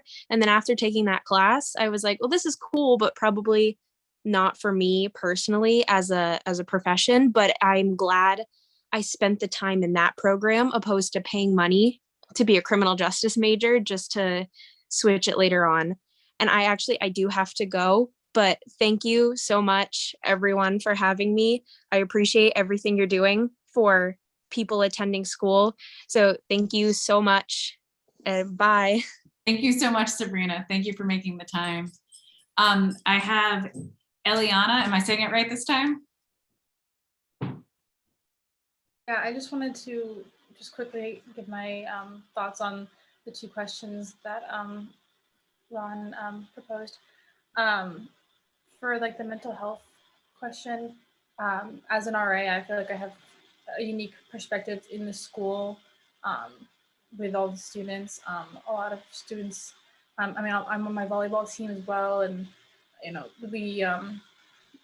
a lot of students come to me when I'm on desk or on duty, or just come to my room to talk about, you know, the struggles of being in college and having so many classes at once, and you know, failing classes, and or even being homesick. We have a lot of, our school is amazing at having an international student population. So we deal with a lot of people with mental health, and I've had a lot of situations as an RA that I've had to assist on to help kids who are going through things even separate from their college experience. But I don't really know what a solution would be other than it's really teacher choices to have so much assignments, so many assignments. But I do know that it is like a real issue because I myself like stress about the assignments that I have to do, even though I know I'm going to get them done. And I have so many intelligent friends and people around me who have the same stresses, and they do get it done. But it does take such a toll when I watch from, you know, we get here before the students get here after our break is going, and right before break, the semester starts again, and you can see the switch from people going into break and then having all of these classes and the teachers who, you know, grade harshly or whatever the case may be. So however we can get this to, you know, either more mental health resources on campuses, or, you know, especially community colleges, because I feel like we have a lot of resources and they are very like easy to talk to because it's such a small community, but like even more resources for kids who need more or different types of help. And then for the second thing, I wanted to talk about we kind of had the second question was about like learning by doing, kind of. Yeah. So I was going to say that it's kind of a rare situation, I think, but because of the financial aid that I was able to get to go to school here, my community college experience has been, my whole associate's degree has been my chance to learn by doing, because I've paid nothing. I've actually gained money in my savings account that will go towards my bachelor's degree, and whatever else I need when I move out. So I think that's like another push for people to come to community colleges. Is it really gives you a chance to, like, especially as a general studies major, I've gotten to learn a whole bunch of different topics and classes. So I'm really grateful for, again, for the financial aid and everything that everyone's done in this committee to allow students like me to try anything and learn, because that's all I want to do, and that's why I came to school, is just learn about a bunch of different things. So thank you again. Amazing. Thank you so much. Maddie? To go off of Ron's questions, I think having wider opportunities and more access to resources for mental health professionals for our students would change the dynamic in a lot of our colleges. I'm a peer mentor, and the amount of freshmen that I've had coming to me saying, you know, how stressed they are and they're seriously considering dropping out because of how harsh just one professor grades them and potentially talks to them has been actually kind of heartbreaking to hear. And some of them have been struggling with their mental health because of that. And they didn't know how to go about getting to the on-campus therapists that we have at UMF. So maybe like broadcasting, you know, how to get through to that and having, you know, a free option, because you only get, I think it was 3 visits a semester to one of our mental health professionals. And for some kids, that is just not nearly enough. And it's sad. And I also think that advertising dual enrollment courses to high school students will help in the long run to help them save money going forward, whether they choose to go to a university or a community college. Personally, I was able to almost cut out completely a semester because I took 18 credits worth in high school. That's amazing. Congratulations. That's really cool, Maddie. It's interesting you're highlighting the on-campus supports. One of the things I can remember when I was in college we talked about, and I know all ideas require a large amount of money, but we'd always talked about if everyone, when they stepped on campus, was required to have 1 session per semester, it didn't matter who you were, where you were from, everyone would know it exists and everyone would be on the same panel, so our same level. So it sort of takes away the stigma, but also makes the connection work. So challenge to not only all of us as policy makers to fund that idea, but also I think it could definitely help. Dawn? Almost forgot to unmute. I agree with Maddie. I think the on-campus and on-site, like if there's a center like the UMA Center, Saco Center rather, I think having people there that know what they're talking about or have resources that you can go to. If they can't help you personally, and know what the resources are around you in your area, not just that the school can provide. Because like Maddie said, the school can't provide as much as some other people can, and that's not always enough. I know personally I have bipolar and going to school was very difficult, but UMA was amazing. And I'm a very big advocate for myself, so it was easy for me personally to find the help and look for it myself. But UMA also had the advisors that knew that they had therapists that I could work with and counselors and things like that. So I was not just advocating for myself, but they were helping me along the way. And I think that was I'm very grateful for that. And it was very helpful, but I don't think a lot of campuses offer that. And that's something that definitely needs to be worked on. And it just needs to be talked about more in general. It needs to be a wider range of topic, whether it be on our social media sites for the school or our website saying, you know, that mental health is taken seriously and things like that. It just needs to be a wider topic, I think. Thank you so much, and absolutely agree, Dawn. Eliana? Something else I just wanted to quickly mention was that when I was in my freshman year, actually all throughout high school, I've always reached out to teachers for tutoring because I've had a lot of gaps in my learning.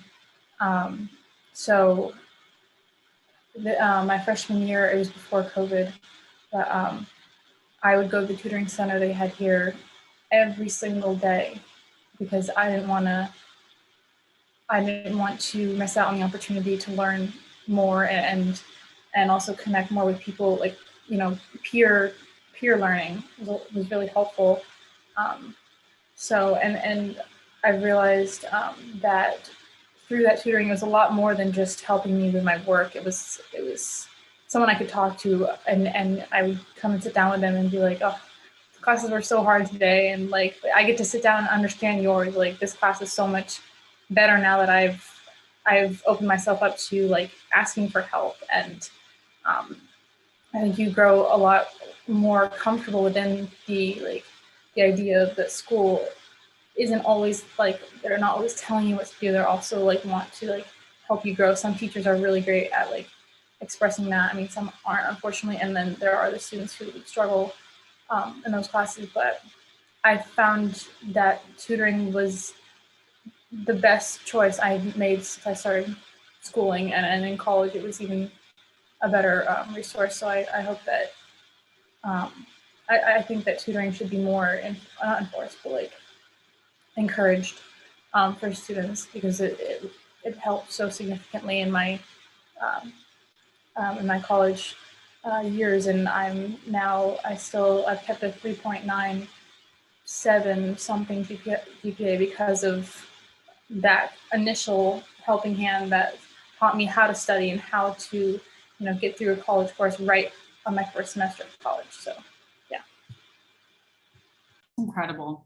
Thanks for sharing that. It's also just a good reminder that so much can come down to that one-on-one experience and that personal touch, whether it's a tutor or, you know, a resource center. So thank you. I do want to be mindful at time, because I know I've heard from a few folks that we do have a hard stop at 5. And I know we told our student panel that we'd only go for an hour. But before I let you all go, you might hear some dog noises in the back. Apologies, my partner just came in the back door. I just want to let you all know that your experiences are incredibly powerful, and they always say that someone has to be asked 7 times before they run for office. So I guess this is sort of my ask to all of you to keep using your voice to not only speak your own truth, but, you know, highlight your own experiences. I've now been in this building 10 years. I ran when I was 25, and one of the first reasons I ran was because of how high my student debt was when I graduated. And I was empowered by many of the people who are on this Zoom call to harness that experience into policy and change. So this is my challenge to all of you, to continue to raise your voices and do the amazing work you're doing and harness for change, and know that, you know, you really can make a difference in the world by speaking up. And you've already made a difference by being here with all of us today. So I don't know if anyone else has anything else to add, or Representative Crockett. Yeah, I just want to echo Senator Dodge. I'm just blown away by you guys. Your resilience, you know, to make it happen and make it work is inspiring, and I just really want to thank you for that. And Joshua, I want to give your high school an extra special push, since it's in my district. So big shout out to Casco Bay High. Definitely. Well, thank you all. Students, you're welcome to stay on the call and listen to the next part of our conversation. But if you have to jump off, feel free as well. And, you know, once again, thank you I do have a question. Joshua, do you want to jump in? Yes, sorry, I just remember the question that I wrote down. Does this also apply to the UMaine Law School? Is this funding going towards them too? Because I have an aspiration to go to law school eventually, so I was wondering if this was also part of it too. I was going to say this, I will kick this question over to Sam Warren. Yeah. It's a great question, and I know we're very excited that you're looking at the law school, and I would like to give a round of applause to the members of the Education Committee who are on this: Senator Daughtry, Representative Roche, Representative Crockett, Representative Salisbury. Earlier today, they voted unanimously to support an investment in the law school, so they have been great supporters and champions of the efforts of the law school. And I think the community college mentioned their free college proposal that's in the governor's budget, but also included in the governor's budget was appropriation or a proposal for appropriation for the University of Maine system to offset a tuition increase next year for in-state students. And this does include the law school, which is one of the most affordable in the nation. So while the law school has not been an explicit focus of this commission, there is good work underway. And I can follow up with you about that, but the members of the legislature on this call just earlier today voted to increase support for the law school. And there's going to be, I'm really excited about the bill we worked on today about increasing access for rural Mainers to be able to learn, for law students to be able to learn in these areas, but also to get legal services out there. So I guess the answer to your question is yes, hopefully more. Representative Roach? Probably not the spot, but I do want to say this, especially with some students in here. One of the reasons I ran for office was to work together with people.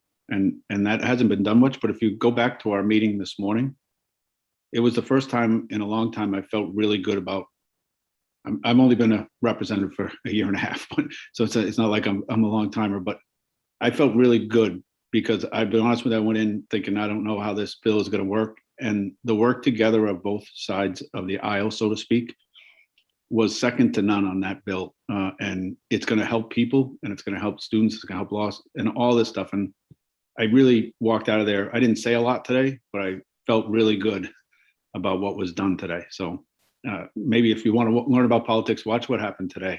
And that's the way it should be done. Thanks. Thank you, Representative Roach. And I would say ditto to that. And I think many people have heard me say this again, that I don't know how I would have lasted so long in the building without the Education Committee, which I think always sets a precedent of how things should be done in government as well. So for any students who have an interest in policy or government or education policy, I definitely recommend reach out to us as a committee. We always love to have students come before us.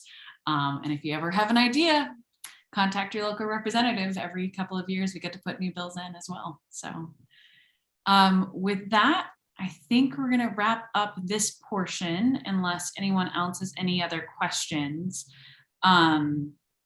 I think our next steps looking at our agenda, and Sam and Becky, please jump in if I am absolutely going over something, is I think our next part is discussion and recommendations and next meeting planning. We do have to have a report in. I think this conversation always highlights that we never have enough time on these commissions or enough time for all these conversations. I don't know, Sam or Becky, do either of you want to jump in?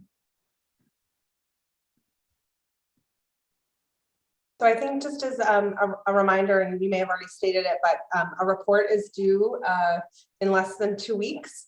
And there are a couple of themes I think that have come up in the meetings that we've had so far. But I think our hope was, as the people who will be likely writing the report, I think Becky and I were hopeful that we could start hearing your specific recommendations that you might like us to flesh out a little bit more in a narrative, and also with our final meeting on Tuesday and a holiday in between, would really like to hear what you would like on that agenda for that meeting that may inform any last minute recommendations you would like to make. Is that helpful, Senator? Yeah, I think it is. And so I think our hope would be to probably write something pretty quickly after the final meeting next week. And actually we've already started, summarizing the first 2 meetings prior to today, and get out a draft report for you all to comment on. And we'd like to make sure the timing will be very, very tight, but we'd like to probably get you a draft report by the end of next week to look over over the course of the weekend. And then would defer to the chairs as to how the Education Committee may want to receive that report, if it's a briefing, and how we might want to think about what that looks like. Absolutely. Before we jump to questions, one thing that I'm wondering, considering, is maybe if we could sort of draft up the highlights before the next meeting and have the next meeting really be sort of drilling down into those things we've been talking about. I have in my notes a couple of things, a lot of the work building off of what Ms. Bush did about, the connection with high schools and, the affordability gap. I'm just wondering maybe if all of us, or maybe all of us, email in our thoughts to Sam and Becky to make it a little bit easier with them with the timeline, and considering that next week is school vacation week, but just sort of finding a way that we can do some sort of like preemptive work that our next meeting we can really drill down and make some, greater recommendations, even if that recommendation is we need more time and these conversations need to be larger. But, just have that conversation ahead of time. Colleen? Yeah, you may have just answered my question, Senator Daughtry, but I was wondering whether it would be helpful to Sam and Becky if we just put something in an email to them saying, here are what we see as the major themes. Here are some specific recommendations we think are worth considering. And just given it's a crazy tight timeline, and so it just seems like that would be helpful. And I think that's what you were suggesting, but yeah.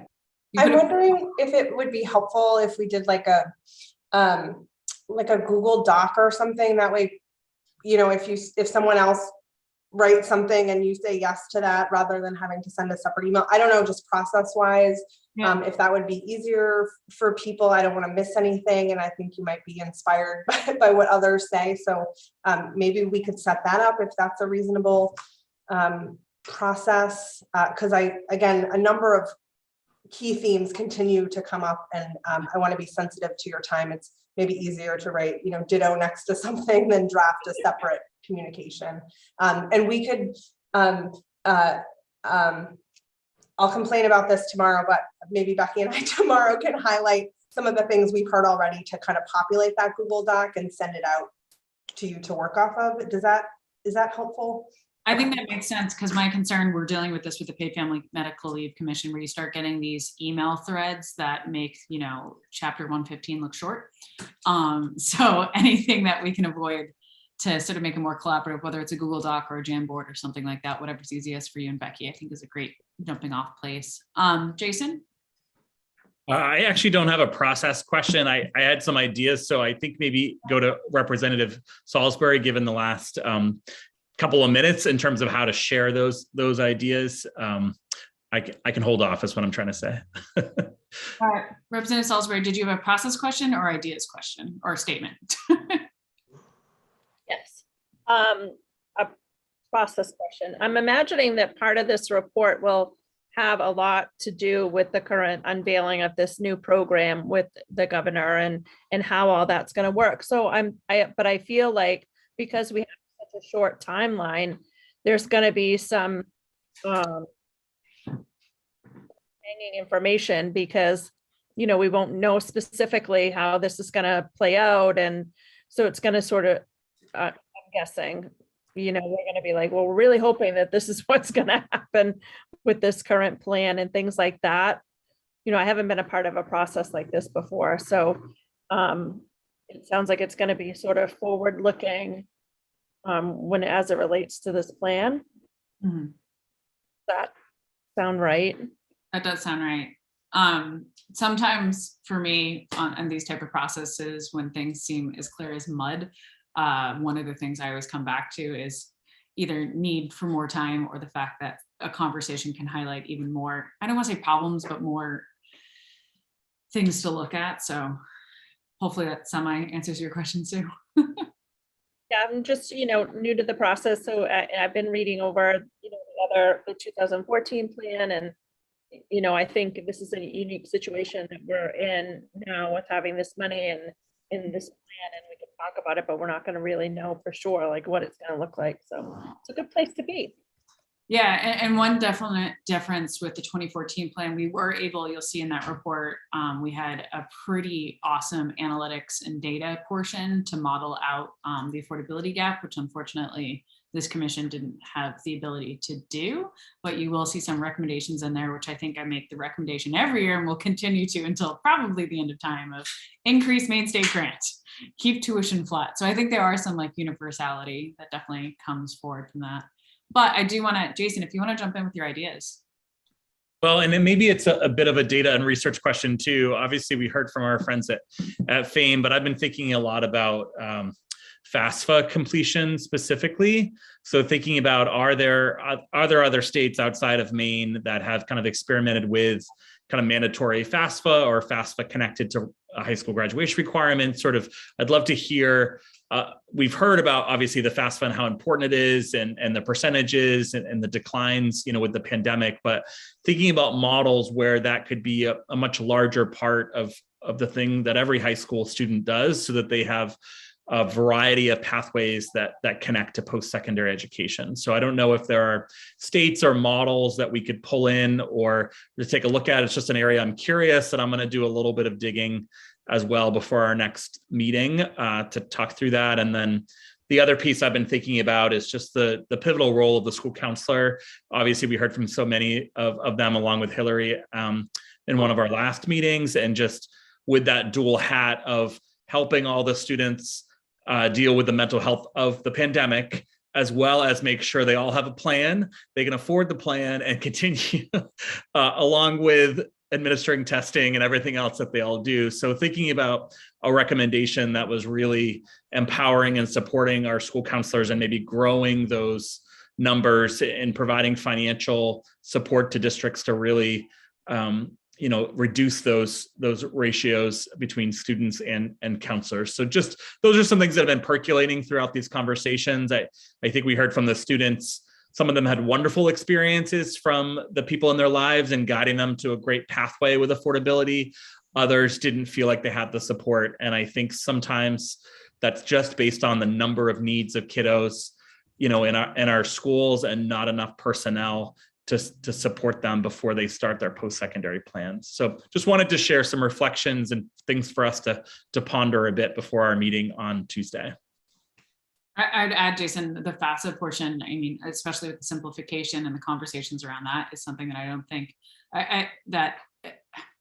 think you can require. I don't think we can pass a mandate to require all students complete a FAFSA, although I think that's one mandate that I'd be pretty excited about. But something like that, and sort of puzzling out how we increase those completion rates. I'll look over the weekend, and if anyone else has access to this, I think it might have been NEBI or ECS did a really interesting report on the barriers to FAFSA about 4 years ago, which obviously a lot of things like a global pandemic have happened in that time period. But yeah, any resources anyone can find, like, we know FAFSA is a large part of the sort of doorkeeper to success for a lot of this. So Representative Crockett. Yeah, thank you, Maddie. My watch just flicked to 5 p.m. on the nose.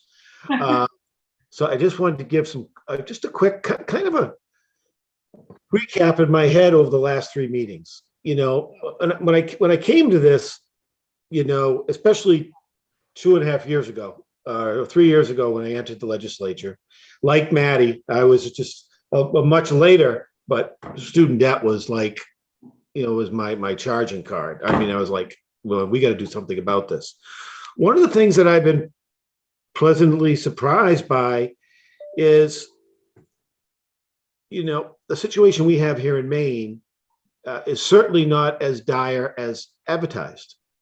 The opportunity gaps or the affordability gaps are manageable in my view, if we do a better job of communicating all the different opportunities and paths that young people can take when they get into our system.